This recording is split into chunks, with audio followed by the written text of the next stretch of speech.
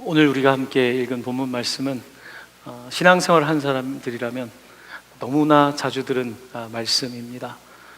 근데 이 말씀은 참 신기하게도 읽었었는데 또 읽으면 또 좋은, 너무 잘 아는 말씀인데 다시 보면 그 깊이를 더욱더 더해가는 본문 말씀이 아닌가라는 생각을 합니다.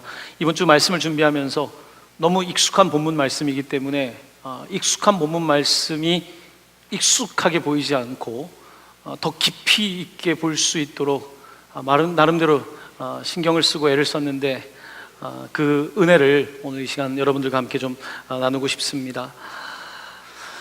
오늘 본문은 갈릴리 호숫가에서 이루어진 사건입니다. 어부들이 사는 곳이죠.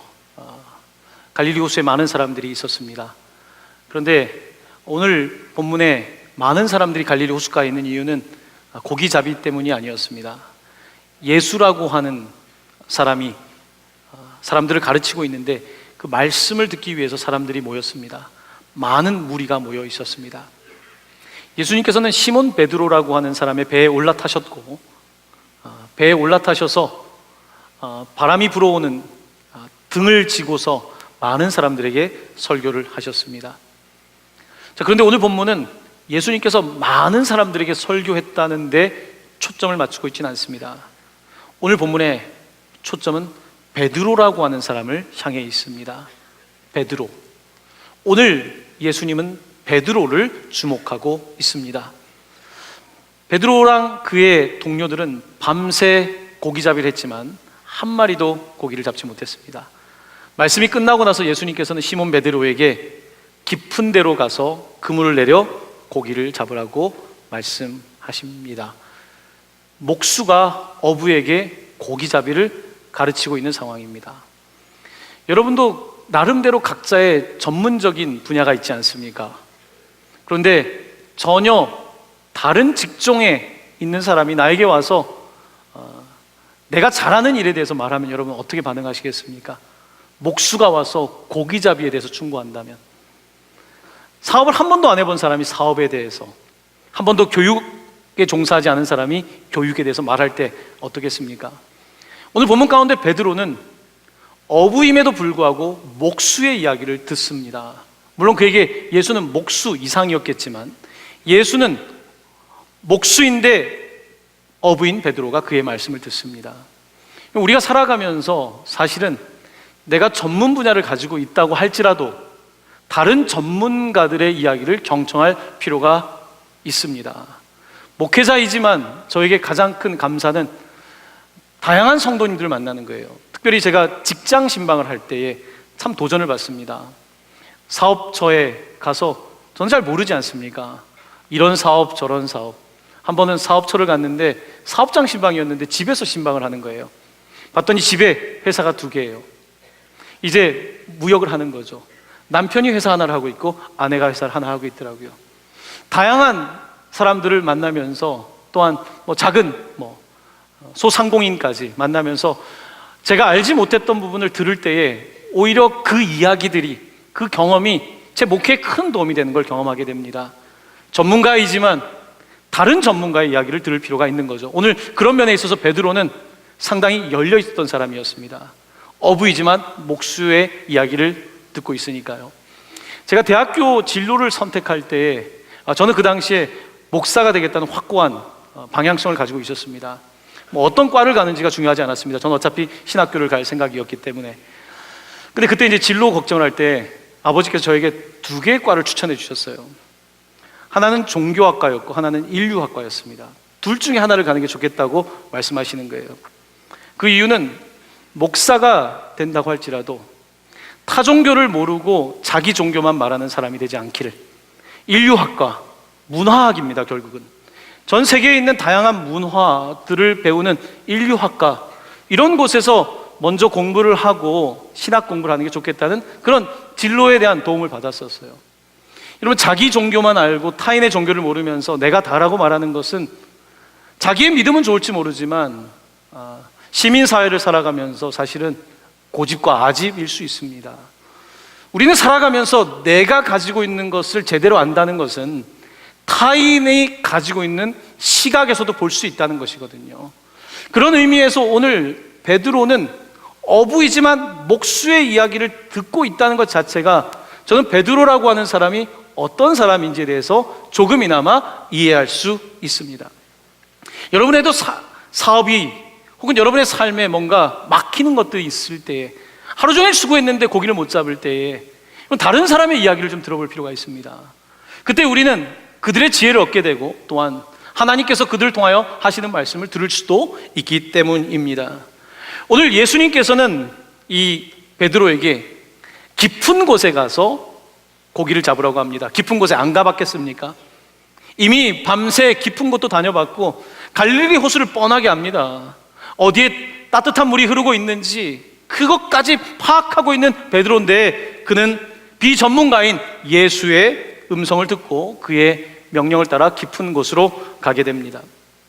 오늘 본문에 깊은 곳으로 가서 그물을 던지라는 말씀은 그 시사하는 바가 참 크다고 할 수 있습니다.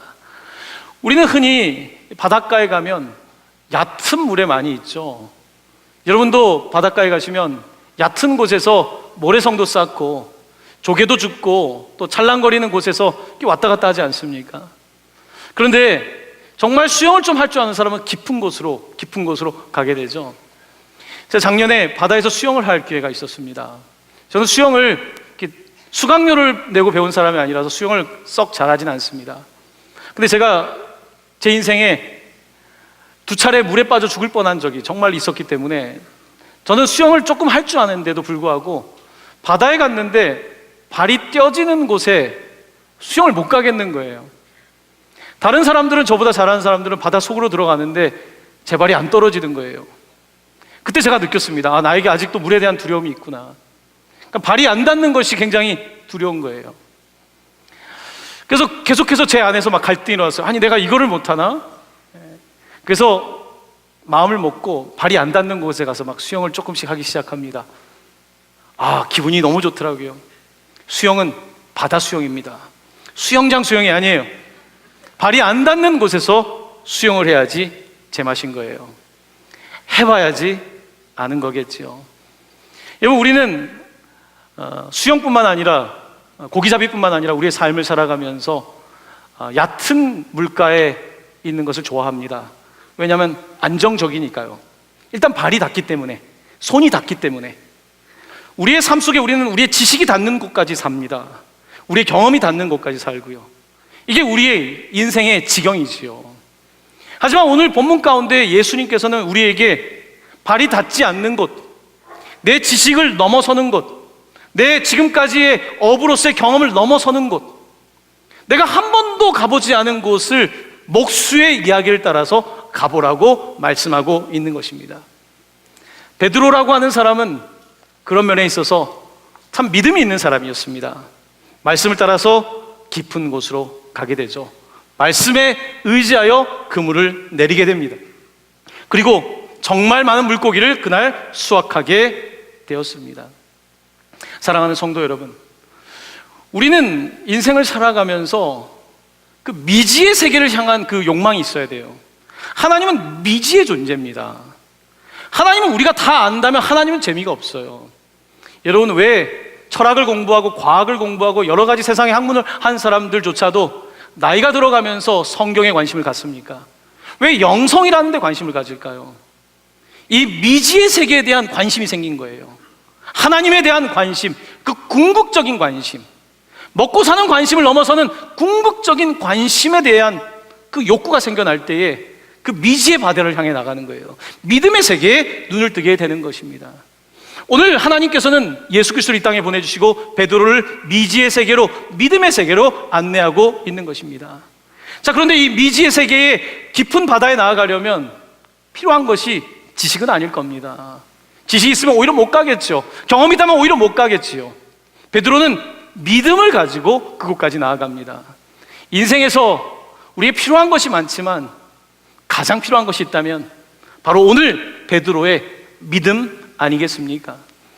우리의 인생을 살아가면서 성공한 사람들의 그 성공을 보면 그 사람들이 가지고 있는 꼭 재능, IQ 혹은 처세술이 성공의 요인만은 아닙니다.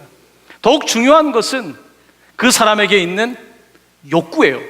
동기, 모티베이션, 무언가를 하고 싶은 마음. 믿음은 바라는 것들의 실상이라고 하는데 바라는 것이 있는 거예요. 아직 실제 상은 없는데, 아직 리얼리티가 아닌데도 불구하고 마음에 바라는 것이 있는 사람들, 이런 사람들이 성공적인 삶을 살게 되죠. 엔젤라 덕 월스라고 하는 그릿이라고 하는 책을 쓴 저자의 이야기는 상당히 흥미롭습니다. 제가 지난주에 유대인들이 성공하는 요인 가운데 하나인 후츠파 이야기를 드렸습니다. 그들의 끈기, 배짱, 뚝심, 포기하지 않는 그런 뻔뻔스러움까지 이 후츠파라고 하는 단어가 담고 있는데, 그와 비슷한 영어 단어가 그릿이라는 단어입니다. G-R-I-T, 그릿. 이 엔젤라 교수는 펜실베니아 대학교 심리학과 교수인데요, 이 여인은 이 학교 교수가 되기 전에 먼저는 7학년 아이들, 중학교 1학년 아이들을 가르치는 선생님이었습니다. 중학교 1학년 아이들을 가르치면서 이 선생님에게 고민이 생긴 거예요. 누가 공부를 잘하는가 봤더니 머리가 좋은 애들이 공부를 잘하는 경우도 있지만 별로 머리가 좋지 않은데 공부를 잘하는 아이들이 있는 거예요. 자, 그러면 이 중학교 1학년 아이들을 봤을 때 성공 요인은 어디에 있을까? 그게 궁금했던 거예요. 그래서 그것을 연구하기 시작하게 됩니다. 자, 그러면서 이 여인이 그릿이라고 하는 그 단어를 가지고 책을 썼는데, 그릿은 뭐냐? 장기 목표를 향해서 나아가는 열정과 끈기라는 거예요. 장기 목표. 그러니까 삶의 장기 목표를 가지고 끊임없이 패션, 열정이 있고, 그 다음에 인내, perseverance가 있는 사람이 성공한다는 거예요. 쉽게 이야기하면 머리가 좋진 않지만 중학교 1학년인데 나름대로의 목적을 가지고, 열정을 가지고 포기하지 않는 사람, 이 사람에게 성공할 가능성이 높다는 것입니다. 근데 이것은 모든 분야에 적용이 되는 거예요. 여러분의 삶에도 한번 적용해 보십시오. 저도 제 삶에 이 책의 내용을 적용해 봤더니 참 맞는 부분이 많더라고요. 제가 이제 처음에 여러분께 몇 번 말씀을 드렸던 것 같지만, 제가 처음에 유학을 갔을 때 저는 한 6개월 정도는 사역을 하지 않았는데 6개월 정도 지나고 첫 사역지를 얻게 됐습니다. 미국 동부 버지니아에 있는 교회였는데요, 이 사역지에 이제 아동부 전도사로 간 거예요. 저는 뭐 영어로 설교를 해야 된다고 해서 아이고 참 힘들겠다 하고서 그 설교 준비를 한 주일 동안 했어요. 사역자 첫 번째 설교를 해야 되니까. 그래도 저는 한국 애들인 줄 알았어요. 딱 도착했는데 하얀색, 검정색, 우리 황토색 다 섞여 있는 거예요. 처음 설교를 할 때 그때 긴장감을 전 지금도 잊을 수가 없습니다. 저는 영어를 잘하는 사람이 아닌데 제 인생 첫 번째 설교가 영어 설교였어요. 그래서 2년 동안 설교를 하면서 제가 요즘 전도사님들처럼 뭐 뒤집어 쓰고도 하고 별거 다 했죠. 2년 동안 사역을 마칠 때쯤에 제 마음속에 욕심이 생겼어요. 여기 사역이 너무 좋고 너무 사역이 안정적이었어요. 아이들이 좋아했어요. 더군다나 청년부까지 맡았는데 청년부가 막 부흥하기 시작했어요.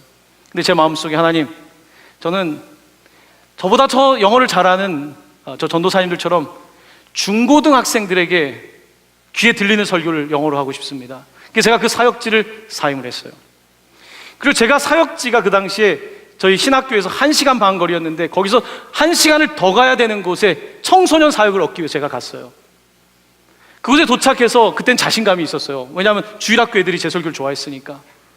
근데 청소년들은 다르더라고요. 저를 좋아하지 않는 거예요. 심지어 제가 영어를 할 때 키득키득 웃는 거예요. 여러분, 설교 시간에 여러분이 계속 저를 웃고 계신다고 생각해 보세요. 제가 설교를 할 수 있어요, 없어요? 한 주, 두 주, 한 달, 두 달 지났는데 달라지지가 않아요. 어느 날은 제가 너무나 상처를 받아서 정말 그때 저는 그 충동을 지금도 느껴요. 그때 마이크를 던지고 나 사역 안 해 하고 싶은 마음이 끝까지 올라왔었어요. 6개월을 견뎠어요. 아이들 마음이 조금씩 변화되기 시작하더라고요. 그리고 제가 설교하는 것에 귀를 기울이기 시작하고, 또 가끔 애들이 또 웃어요. 그래도 이제 제가 웃음으로 넘길 수준이 됐어요. 거기서 한 2년 정도 사역을 하게 되었습니다. 근데 그때 제 마음속에 또 내가 이곳에 와서 한국의 이민자들에게, 아이들에게 설교하는 것도 좋지만 미국 교회의 목사가 돼야겠다는 생각을 했었어요. 그래서 제가 그 다음에 도전한 곳이 어디냐면 미국의 대학병원이었습니다. 대학병원에 원목 훈련생으로 들어가서 풀타임으로 일을 했어요. 일주일에 60시간씩 일을 했어요. 밤샘도 있었어요. 응급실에도 있었어요. 여러 가지 일들을 했어요. 그곳에서 제가 처음에는 이 의사들이 하는 이야기, 간호사들이 이야기하는 게 의학 용어이기 때문에 들리지 않아요.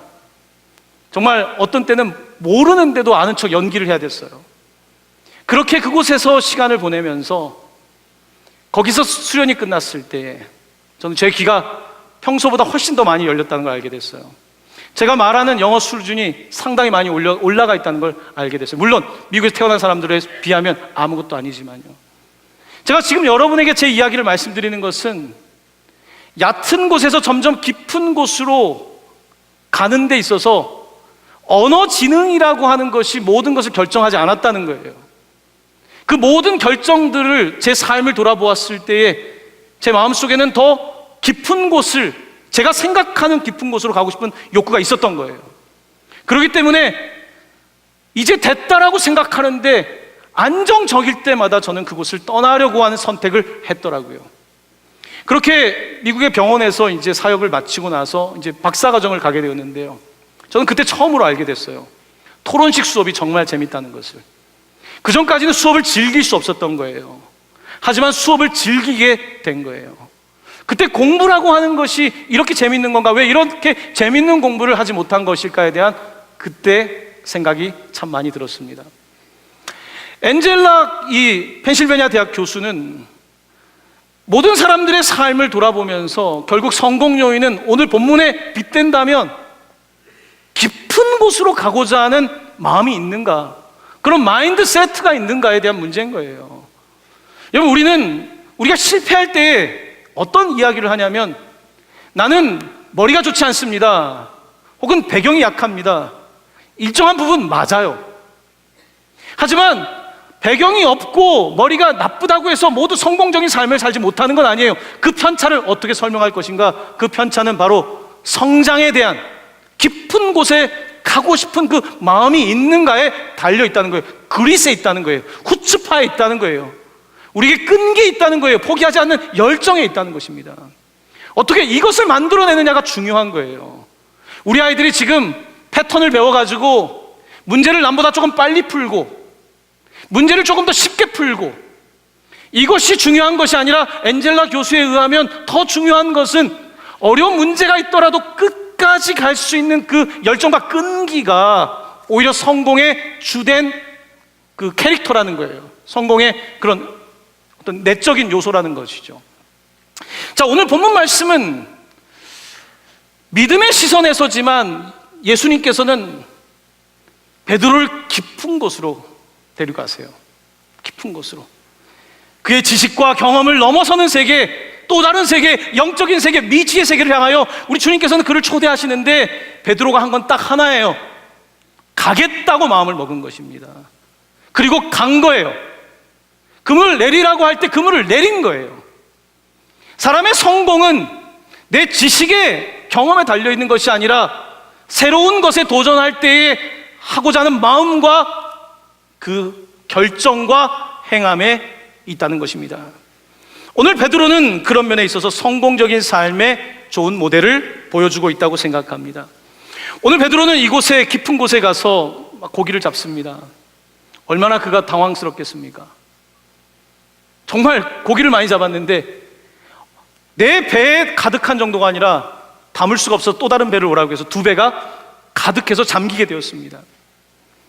여러분, 은혜, 오늘 이 바다는 베드로에게는 은혜의 바다예요. 고기를 많이 잡아서 은혜해줘. 우리는 흔히 고기를 많이 잡았으니까 은혜인 거예요. 오늘 성공했으니까 은혜인 거예요. 근데 오늘 본문이 말하는 진짜 은혜는 뭔지 아십니까? 내 배만 잠긴 게 아니라 옆에 사람들의 배도 잠긴 거예요. 은혜는 나만 갖는 게 아니에요. 세상의 성공은 나만 성공하면 되는지 몰라요. 하지만 은혜의 성공은 베드로 덕분에, 그의 믿음 덕분에 또 다른 배들까지 함께 잠기게 된 이 사건, 이것이 은혜인 거예요. 이 은혜는 한 사람이 아니라 함께 있었던 사람들이 누리는 거예요. 뿐만 아니라 그 마을에 퍼져나가게 되는 거예요. 예수를 믿고 따라갔는데 이런 일들이 벌어졌다라고 하는 그 은혜가 확장되고 있는 것입니다. 사랑하는 성도 여러분, 은혜는 짝꿍이 있습니다. 은혜를 받기 위한 짝꿍은 믿음이에요. 하나님은 은혜 베푸신 하나님에게 맞는데 믿음은 인간이 가져야 되는 거예요. 은혜의 짝꿍인 믿음이 있을 때에, 둘이 만났을 때에 놀라운 일이 벌어지는 것이죠.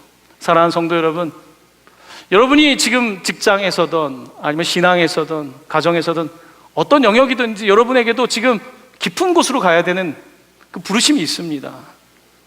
근데 좀 겁나잖아요. 제가 바다 수영을 할 때 겁났던 것처럼 믿음이 필요한 거예요. 사랑하는 성도 여러분, 깊은 곳으로 나가는 믿음이 있기를 예수님의 이름으로 간절히 축원합니다. 이 믿음을 갖고 싶어요. 예전보다 더 큰 믿음을 갖고 싶어요. 그게 소망이에요. 여러분도 아마 마찬가지일 거라고 생각합니다. 이제 이렇게 고기를 많이 낚았습니다. 베드로는 고기를 많이 낚았는데 여기서 그냥 좋아하는 것으로 끝나지 않고요, 베드로의 위대함을 볼 수 있는 대목이 등장합니다. 여러분 8절 말씀입니다. 우리 8절 말씀 함께 봉독할까요? 시작. 시몬 베드로가 이를 보고 예수의 무릎 아래에 엎드려 이르되 주여 나를 떠나소서 나는 죄인으로소이다 하니. 아멘. 여러분 이렇게 얌전한 베드로 보셨습니까? 베드로 늘 그냥 적극적이고 막 까불까불한 것 같이 보이잖아요. 오늘 이 사건에서 베드로는 그렇지 않습니다. 무릎을 꿇어요. 베드로의 위대한 면이 처음부터 저는 보여요. 무릎을 꿇게 된 거죠. 무릎을 꿇는 건요 억지로 못해요. 꿇게 된 거예요. 이 사건이 너무 그게 커서 무릎 꿇게 되었고 그는 고백합니다. 주여 나를 떠나소서 나는 죄인이로소이다. 여러분 그가 5절에서는요 주님이라고 안 불렀습니다. 선생님이라고 불렀습니다. 시몬이 대답하여 이르되 선생님, 우리가 밤새 했지만 못 잡았습니다. 그땐 레바이, 선생님, 랍비라고 불렀단 말입니다. 그런데 지금은 아니에요, 주님이라고 부르고 있어요. 바뀐 거예요. 깊은 바다 속에서 바뀐 거예요. 그 전까지는 내가 전문가였는데 이제 내가 전문가가 아니에요. 이전까지는 그냥 선생님, 학생 정도였는데 이제는 주님과 나, 죄인, 이 깊은 바다에서 상당히 큰 변화가 오늘 일어나고 있다는 것을 성경은 우리에게 증언하고 있는 것입니다. 여러분 인간의 가장 위대한 발견이 있다면 내가 죄인인 걸 발견하는 거예요. 난 아무것도 아니라는 것을. 내가 전문가라고 치장하고 있지만 내가 나름대로 이제 사회적 경륜과 실력이 생겼으니까 이렇다 저렇다 말하지만 사실 나 자신을 보면 내가 주님, 나는 죄인입니다. 나를 떠나십시오. 왜 무슨 말을 할 수 있겠습니까? 베드로는 이 바다 한가운데에서 놀라운 변화의 역사를 경험하게 된 것입니다. 사랑하는 성도 여러분, 왜 예수님께서는 베드로를 찾아오셨을까요?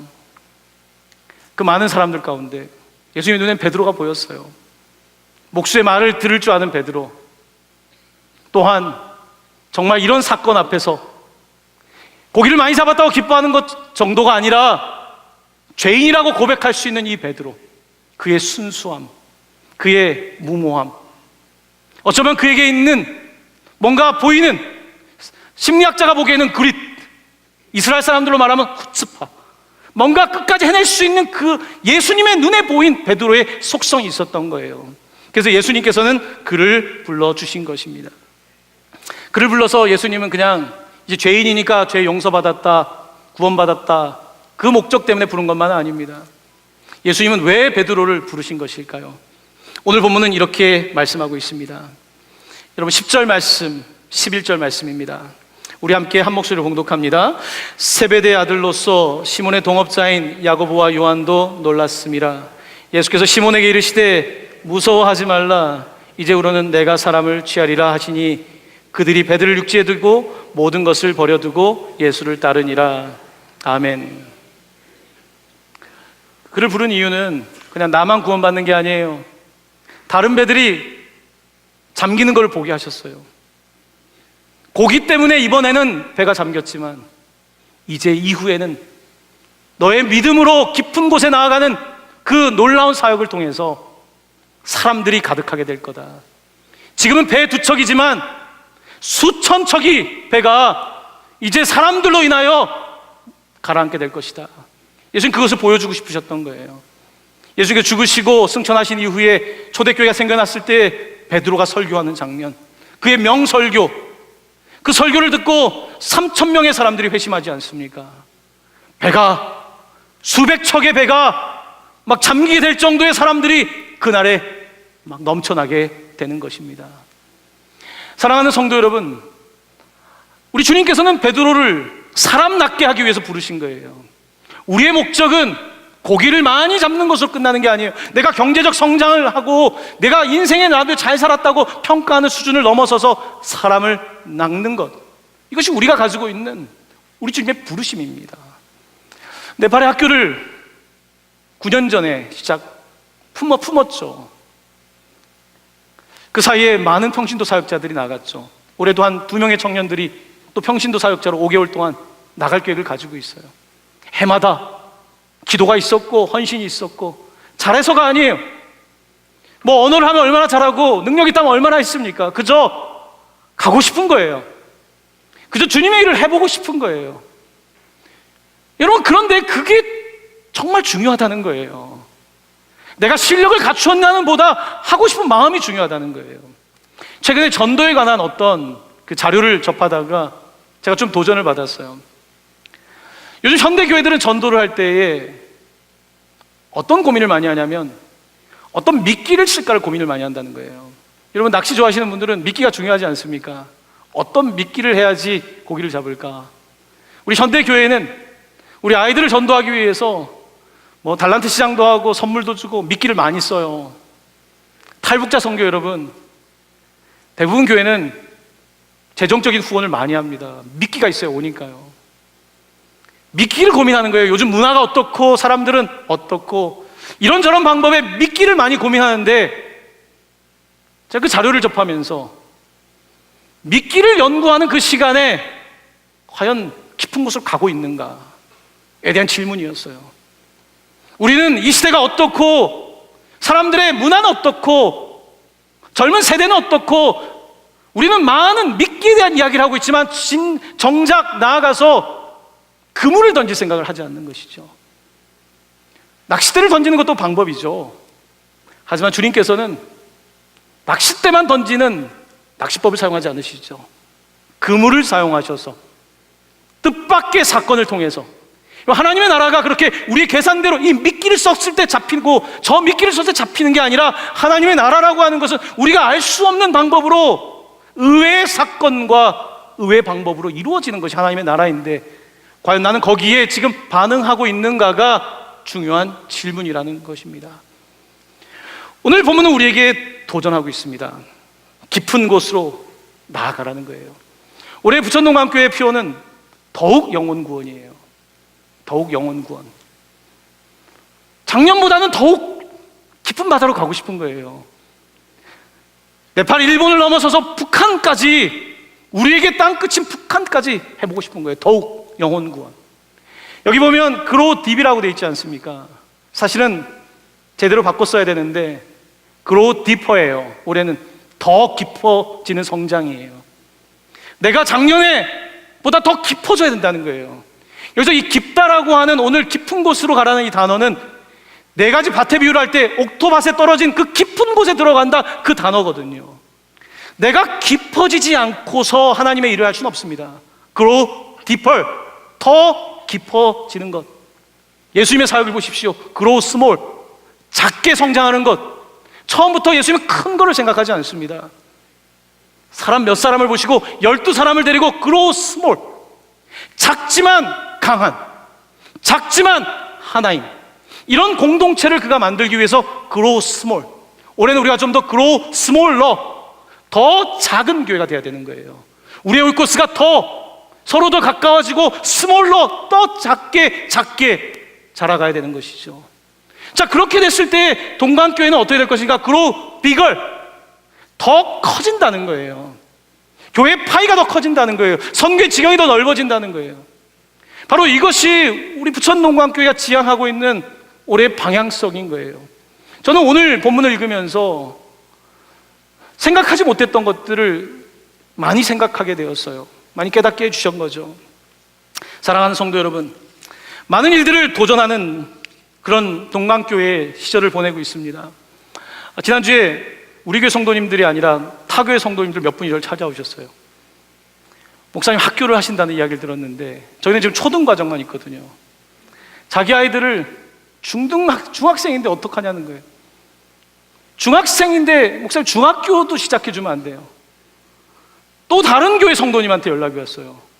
중학생을 좀 맡아주세요. 여러분, 저는 그렇게 생각합니다. 사역을 하면서도 깊은 바다가 있습니다. 더 깊은 곳에 가고 싶은 거예요. 저기까지. 하나님이 기뻐하시는 곳이 어딘지 모르겠지만 더 깊은 곳까지. 이번 주 성서 일과를 하면서 흥미로운 성경 말씀이 있어서, 민수기에 모세와 아론이 있지 않습니까? 아론의 죽음에 관한 성경 본문이에요. 성서 일과를 하신 분들은 그 본문을 기억하실지 모르겠습니다. 아론이 마지막 죽음을 맞이합니다. 그가 마지막 죽은 곳이 어디냐면 산 꼭대기예요. 모세도 산 꼭대기에서 그의 인생을 끝입니다. 여러분, 우리의 인생은 산 정상에서 마치는 게 최고의 인생인 거예요. 이번에 중국 선교를 하는 어떤 선교사님을 만났어요. 중국 선교를 하세요. 중국어 언제 배우셨어요? 58세 때 배웠다는 거예요. 어느 정도 하세요? 복음 전하고 밥 먹고 같이 생활할 정도로 58세 한다는 거예요. 우리에게 60세 넘어서 중국어 하신 분이 있습니다. 중국어 강사가 되셨어요. 깊은 바다가 있는 거예요. 내가 가고 싶은 바다가 있기 때문에 얕은 바다가 아니라 더 깊은 곳을 향해 나아가고 싶은 거예요. 근데 그 욕구를 가지고 있는 것, 그 열정을 가지고 있는 것, 그리고 그것을 꾸준히 할 수 있는 지속성, 퍼시스턴스를 가지고 있는 것, 바로 이것이 여러분 심리학자들도 말하는 성공이고, 성경도 우리에게 그런 확장된 삶에 관하여 말씀하고 있는 것입니다. 여러분의 삶이 어디에 있든지 저는 오늘 여러분 본문을 통해서 여러분의 깊은 바다, 나만 좋은 바다가 아니라 은혜의 바다, 그곳까지 항해해 나갈 수 있는 여러분들 되시기를, 우리 부천동학의 모든 성도님 되시기를 예수님의 이름으로 간절히 축원합니다. 아멘.